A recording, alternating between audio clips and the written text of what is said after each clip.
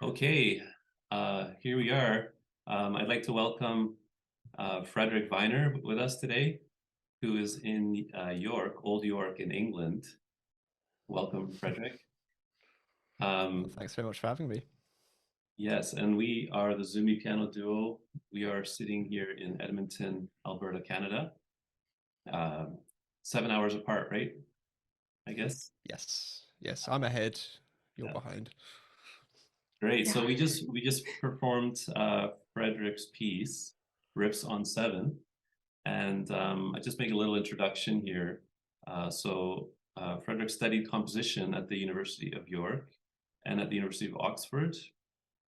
He recently completed his tenure as an Eton College composer in residence, and he's now studying towards a PhD at the University of York as a Rhetra scholar.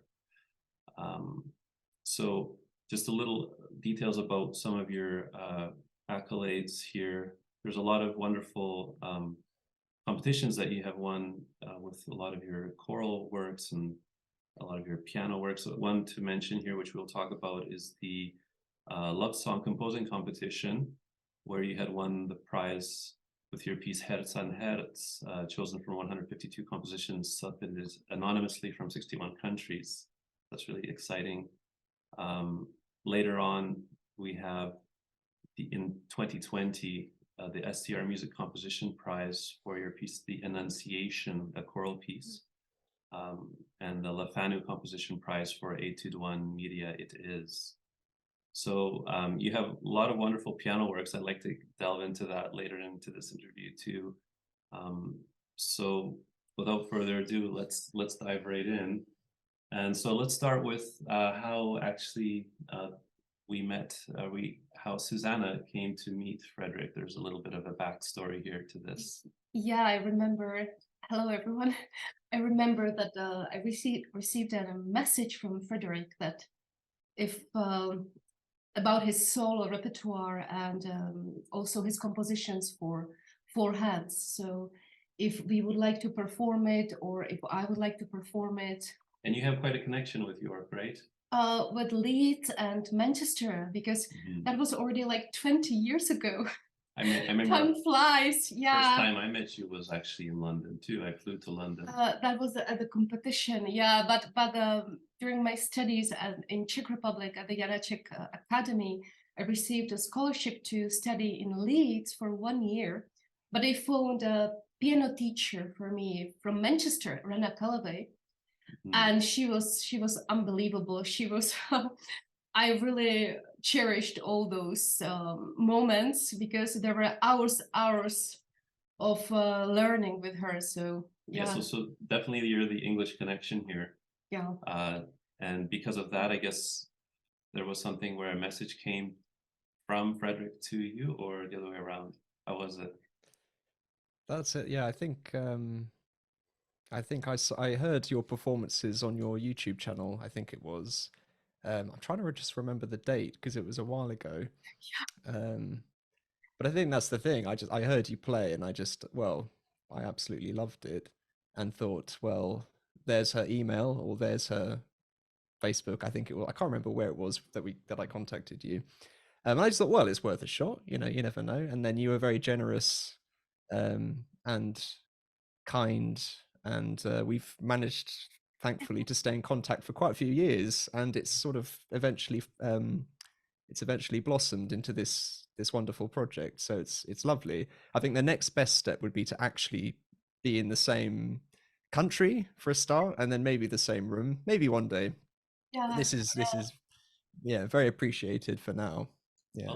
Well, we're all part of the Commonwealth, so this little that's true for now anyway. Yeah. Yeah, so let's jump into your piece, Frederick. So we had a lot of fun playing this piece. It's very pianistic, a lot of wonderful impressions, emotions, and rhythms. Yeah, and I really appreciate how we have to react on each other melodically, rhythmically, just to listen to different voices, not to jump in and to interfere with one thought. It was really nice work.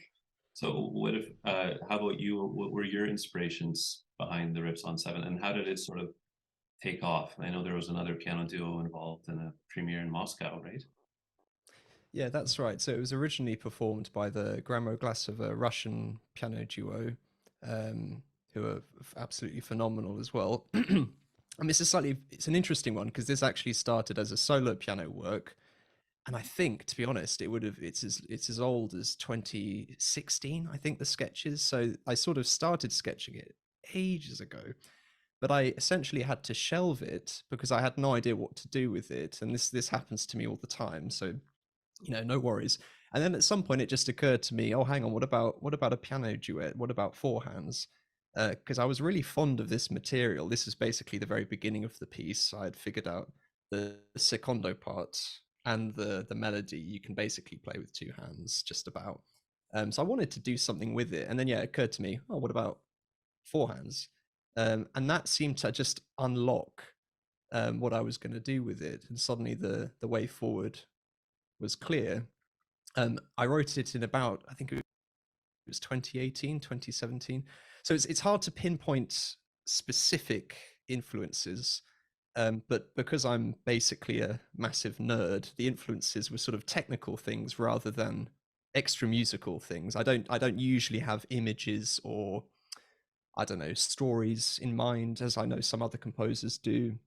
I liked a particular harmony based on stacked thirds, this kind of jazzy, dominant sounding harmony. I kind of wanted to run with that. The theme basically provided me inspiration, that catchy semitone in the minor third, something like that. But it's all the way through. It's in the middle section as well. And that's kind of a better reflection of how I compose and how Riffs on 7 was written. I think just a funny point about Riffs on 7, it's kind of a really fun, upbeat piece. It was an absolute nightmare to write. It's got to be one of the worst possible experiences writing a piece of music. I can't really say why, but I just found it so difficult to write. It just would not come.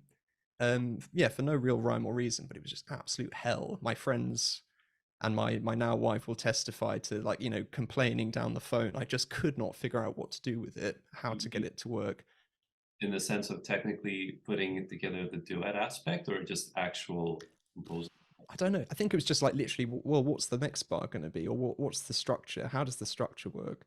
It was kind of really laborious, bar by bar, note by note. Nothing came easy, and it was just hell. But it sounds fun, and it sounds which I just think is quite ironic, really. But yeah. And one thing that kind of struck me was the beauty of the middle section, right? This sort of long, kind of a little bit more laid back part, right? Where I'm holding sort of a long melody. And forgive me for saying this, but for some reason I keep thinking about the Chopin Prelude in E minor. That interesting. Above. Yeah, and it's a semitone. Yeah, and you just kind of keep around it, and I kind of feel like there's a little bit of something subliminal there with that kind of texture, but obviously in a jazz. I'm trying to think yeah, that's quite similar actually. There is also just one, I can think of one specific thing that I nicked, that when it suddenly kind of melts into a trill towards the end of that section. I mean, that's just it's Ravel, it's the G major cadenza, which, to be honest, I think that needs to be used even more. And I think that, there's a Chopin nocturne obviously that predates that, the B major, but it's such a lovely effect. And it's very similar how it kind of climbs up by step. Beautiful. But otherwise, also the title Riffs, that came at the very end because I had no sort of concrete image or inspiration. I just had to think, well, riff, it's not ostinato on 7, that's far too formal. So riff is a more obviously pop infused term, so that was good enough. And then it's 7/8, so there you go, riffs 7/8, right? But then you have from time to time you switch to a 4/4 bar, which was quite tricky, right? Yes, that's right. Yeah, you're right. You have 4 bars of 7/8, 1/4/4, and then you have like 7 bars of 7/8, 1/4/4. Yeah. Just to keep you on your toes. Purely that. No, it's the rhythm, right? Yeah, the title mostly, for sure. Mostly Riffs on 7, mostly. So and I guess the next thing here we have is that you are quite an accomplished pianist, and Zuzana had mentioned this to me. You had performed the Rock 2 with orchestra. So congratulations on that achievement. Thank you. And was this in the past, before you were into composing, or were you kind of already composing and still interpreting music as a pianist? And so basically, how did those two things how did those two things change, or when did you switch over to composing? So I started composing simultaneously when I started playing the piano at the relatively late age of about 14, and I didn't really have a formal education. I did eventually have piano lessons, but I sort of fumbled around on my own for a little while. And so I think because of the lack of a formal education, I didn't really see any reason why I shouldn't be composing. I didn't see a meaningful distinction between them. I would be practicing and trying to play music way above my level, not really able to read bass clef very well, for example. And then at the same time, I'd sort of be trying to write little tunes. So it was there from the very, very beginning. I didn't actually get into composing. I just started doing it, and then I don't know, 15 years later, I'm just still doing it, really. So that's about it, to be honest. It's felt very natural to me. It's not to say it always goes well, as I've said before, but it's an itch which is always there. And so really it's felt first and foremost just to be a hobby. And then occasionally I get to monetize it, and it gets to be a bit more than just a hobby and become a bit more like a career. But yeah, mainly it's just something I've just loved to do for years and years. I studied as a pianist quite seriously for a number of years. I worked up to Rachmaninoff's Second Piano Concerto. I played quite a few other kind of recitals in my university days, but it was after my undergraduate I basically decided to start specializing in composition, and so I started sacrificing practice time, and then it kind of got phased out, to be honest. I actually recognize now I had really bad performance anxiety, but even just, as I'm sure you guys are aware, I don't know what it was like over in Canada, but even just 10 years ago, there wasn't as much discussion around it. So I would just have the most crippling performance anxiety, like physically feeling sick, that kind of, really bad.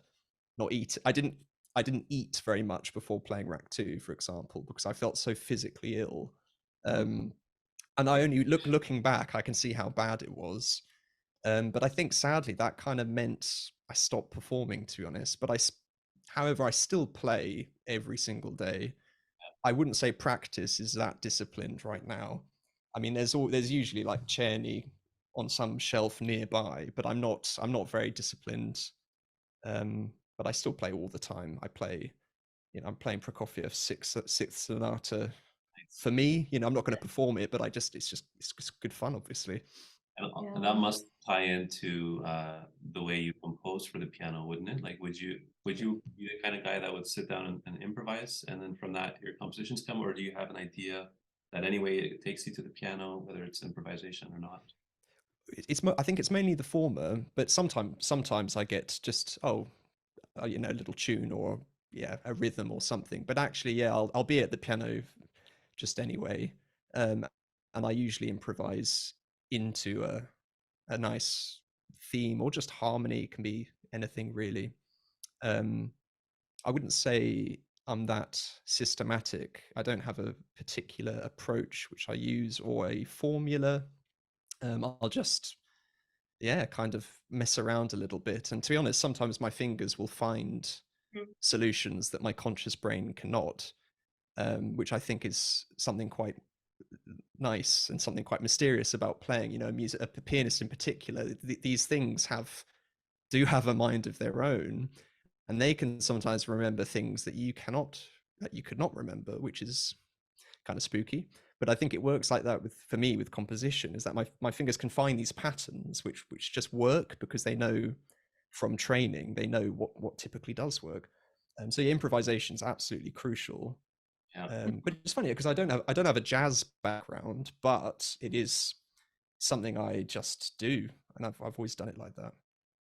And that, the other day we were watching some of your videos, and one that struck me was the right hand piece right away. You're sitting on a keyboard and just kind of whizzing around, right? That's it. Yeah, that was captured in lockdown. Hence, we didn't have access to any better piano. I mean, it did the job, obviously. That's great. Yeah. I mean, that's a wonderful little piece right there. But just to say, like that's a good example of it. It's sort of there's a theme there, but it's also just a lot of figuration. You know, it's just broken chords, and it's the kind of thing for me. Probably might go without saying, but you know, writing pianistic music, well written music is so important to me. It's an obsession that it does have to fit very well, and that there's a very natural fingering for any. Like if someone sits down and there's just no possible fingering solution, then I would have done my job quite badly. And right away, it's one of these pieces. It might sound quite difficult, but it's actually not that bad at all, because I think it fits just so nicely, and I go to great lengths to make sure that happens. And that really makes life much easier for us too, as pianists that are interpreting it. To decode, make the decoding. I'm glad to hear it. Structures. Tip of the hat on that one there. That's great. That helps. So another question here we have is, what would you say your most important influences are? Because I know you have this rich body of choral music. Kind of, it seems to me like it's building on this classical English tradition. I mean, obviously there's a lot of variety that within that, but then you have your piano compositions, which I'm starting to discover. Some of them are leaning a bit more into the sort of avant-garde or you know, atonal realms, you know, a little bit of Scriabin or whatnot, but in a different direction. But then there's also a whole bunch that are kind of in this popular eclectic quasi jazz idiom, right? Yeah. So I wonder how that all ties in together. Good question. I mean, you pretty much summarized it. I think it's pretty eclectic by now.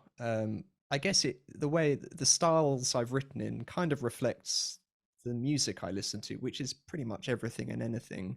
I don't like playing and composing. I don't sort of. I'm a bit weary of distinction between genres. I listen to. I love the early 20th century. That's probably the period that speaks to me the most. Not just piano music as well. I love Mahler. I love the piano Russians, a lot of Russians. But yeah, Scriabin, Prokofiev. I love Ravel. These are my guys. They they influence, I think, the music quite a lot. Messiaen for harmony. So I love variety, and I'm not at all dogmatic in what I do or don't listen to. Yeah, for all the choral stuff, like if I get a choral commission, I'll be doing my homework and listening to lots of different choral composers, and that'll feed in. And then I think it's more recently in the last couple of years, actually coinciding with COVID, I've been writing more intermediate, accessible, tonal music, which I really really love. But I wouldn't. I don't mind that it's hard to label. I think that's absolutely fine. I would happily do all of it. I've also written kind of quite complex, demanding stuff, which doesn't use conventional tonality. But I think, I don't know, underlying all of this music I write, I think there are some common threads. I usually like writing with melodies. I usually like to think about harmony in some deep way, whether it's functional or non-functional harmony or something else entirely. It's something I do put quite a lot of thought into. I want it to sound nice and rich and resonant, that kind of thing. But who knows? I don't really think about my inspirations and influence. I just love music. Like as I mentioned Prokofiev already, I'm having a complete Prokofiev binge, and I must have just forgotten how amazing this music is. It's just absolutely incredible. And I'll just take this opportunity. I think Prokofiev needs a bit more love, because it's just, I think we think of Stravinsky with 20th, sort of innovative trendsetters, but Prokofiev is just a complete genius. Anyway, I could go off on a rant about Prokofiev, but special. You've got some pretty cool titles too. I noticed on your piano pieces specifically. Oh, do you think so? Coffee to Go, that's a good one, right? Coffee to Go, River. Yeah, that's a good one. That's not bad actually. And the right hand, right away. Of course. All that's left hand. All that's left. There's another left hand which hasn't been. The Latvian pianist Vestard Šimkus has played it, but I haven't uploaded it it yet, but it's another left-hand piece called One Liner. Nice.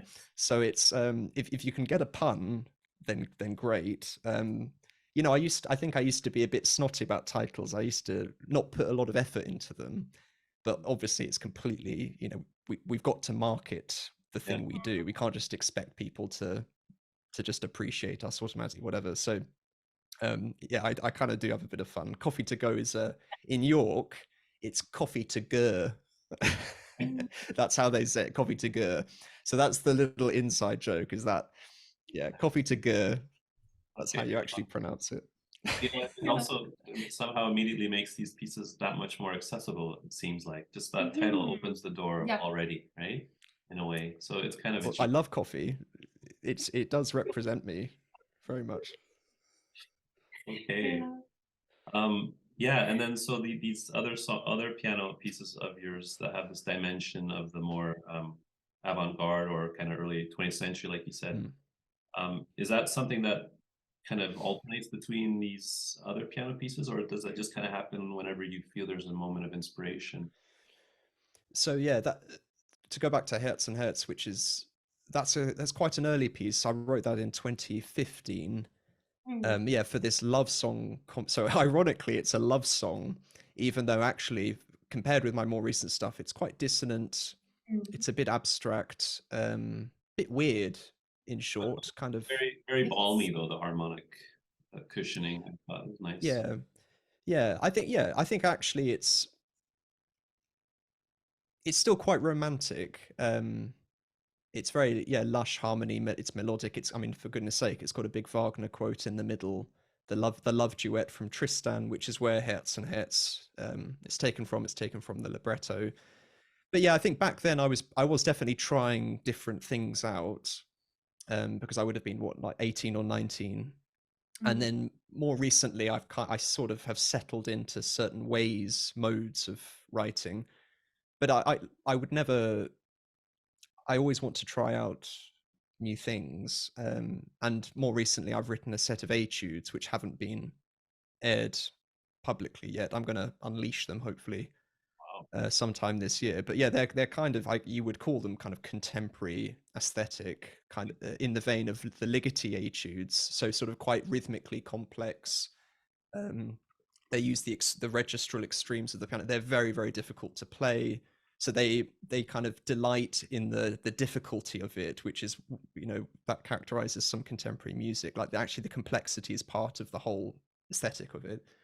I think what I like is just the variety. So I would never say, so Herz and Herz, it's definitely kind of the old me by now.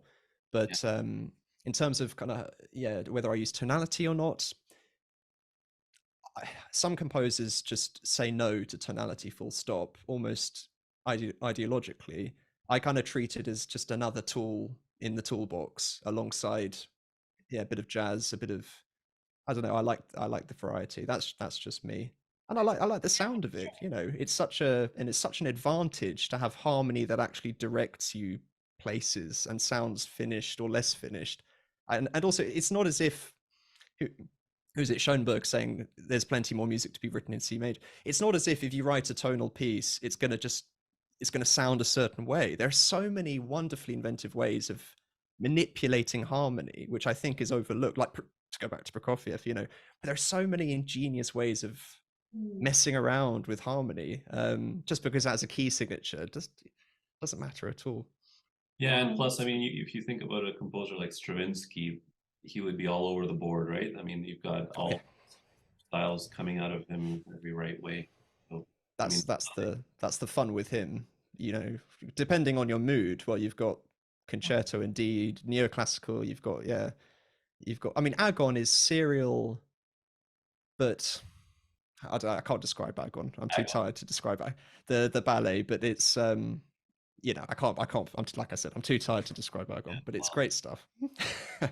Anyway, yeah. So just a lot of interesting models to look up to for sure, who are also composed in a way that is all over the board, right? So another interesting thing. So the projects coming up for you, these etudes are coming up. Yes, yeah, that's been my big thing. Any other large scale works and more instruments? to be honest, all miniatures. I've only the etudes have been taking up most of my time, and to be honest, these intermediate accessible pieces have almost been an antidote to the etudes. I've been bogged down writing very complex music, and so it's really nice to write Coffee to Go, for example, because that was written while I was writing one of them. Yeah, so a bit of light relief. So we can something I can actually, yeah. All these works we can, or sorry, many of these pieces like Coffee to Go, Right Away, all that's left. You can discover this on your website, right? That's it. Yeah, website and YouTube channel and it's yeah, I just think those are the two places. Name, I believe frederickviner.com. Frederick Viner, yeah. Or the YouTube handle is Frederick Viner, right? That's it. If you put it in, something will come up. Yeah. Nice. And there's another cool title, Something She'd Like. That's another interesting one, right? Yeah, that's probably my most sentimental piece. Like I've sort of suggested, there usually isn't a program or a story, but that was dedicated to my grandmother. It's funny because I probably showed her Herz and Herz, and I don't know, it's asking a bit much for your grandmother to appreciate this kind of atonal, difficult music. And she was always very lovely and very supportive, but I don't know, I suddenly felt I had license to write something really sentimental because I was actually genuinely thinking, okay, what would she like? So I wrote something she'd like, So it's like the most, yeah. So I kind of, that's a bit of some mushy music, but I am fond of that piece, yeah. So moving on towards your YouTube channel, because you're quite a sensation on the YouTube. You've got a wonderful spread of musical analysis, from everybody across the board, like your favorite composers, Ravel, Prokofiev, Chopin. Everybody has some, and Schumann, so much to discover about your analysis there. How did you get started with this, and how do you come up with such exciting topics to explore? I think I planned this maybe a year or two before I started, but then well, we're all like this, with musicians in particular. We're not short on ideas, but it's actually, well, when are we going to find the time to actually start doing it? And then I sort of took the dive during COVID. I think that was the time when everyone started a hobby or gave something a try, and then they tried the ukulele, but then they actually didn't carry on very well with it. Speaking for myself, but yeah, I gave it a go, and every few months I'd sort of put up an analysis video, and that was fine. And then at one point it kind of did just the view, you could sort of see the metrics, the stats, the views were sort of, few hundred. Oh, that's not bad. And then suddenly one did really, really well. And then since then, videos have had a lot more attention, which I'm very, obviously really thrilled about. It's great that you have all these pianists that are, playing your work. That's kind of a big tribute to your work. Well, I mean, yeah, it's only a good thing. I can't. It's obviously occasionally stressful, and it's not my main thing. I can't. I don't have the time to put in.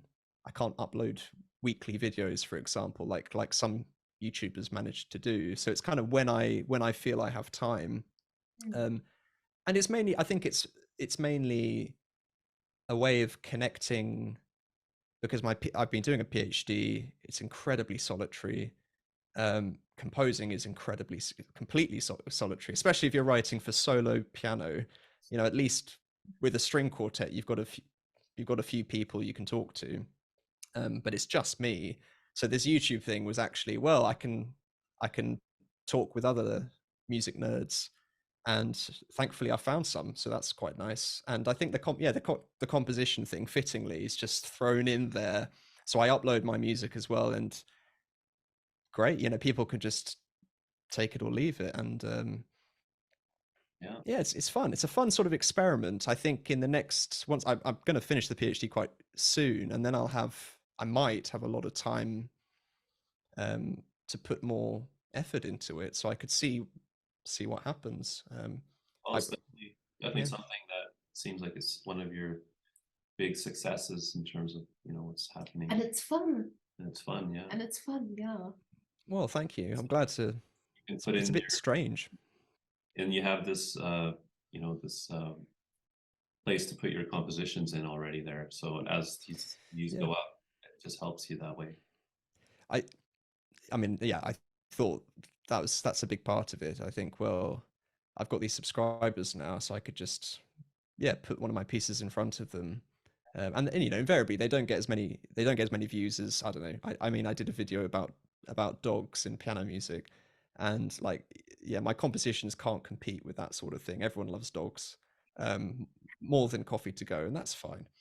But it's a great experiment. I'm enjoying it. Yes, for sure. Yeah, definitely. Well, Frederick, it's been lovely talking with you today. Wishing you all the best success in the end of your PhD here. Thank you very much. I'll need it. And thanks again for this wonderful collaboration. I really appreciate it. May I ask what your PhD is based on? Your thesis? Have a guess. At Etudes. It is. Yeah. It's all about contemporary etudes. So I've written some and I've analysed others, including Ligoti's Autumn of Varsovie, the number 6 from book 1, which is a great piece. But I'm a bit sick of all that now, so yeah, I'll have a break. Can't wait to look at it. How many are there? Just 4. 12 would have been a better number, like Chopin, Debussy, but 4 over 4 years is what I managed. So, but hopefully I'll make up in depth what I lack in length. Oh, that's great. Yeah, Szymanowski had 4 too, right? Oh, did he? Okay. 4 etudes. I don't know those. Yeah. Well, there's someone.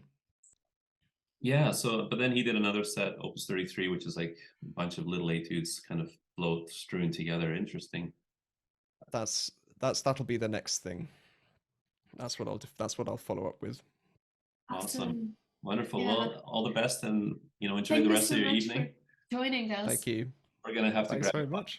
We're gonna grab a coffee to go. Coffee to go. Well, it's beer o'clock here, and that's another good title, beer o'clock. So there you go. We're just coming up with ideas here for you. It's great. Yeah. Are we actually going to say goodbye for real, or just for the interview? For the interview. I'll just say goodbye for the interview here. Oh, cool. Okay. Sure. Thank you. Okay. No worries. Okay. Thanks, guys.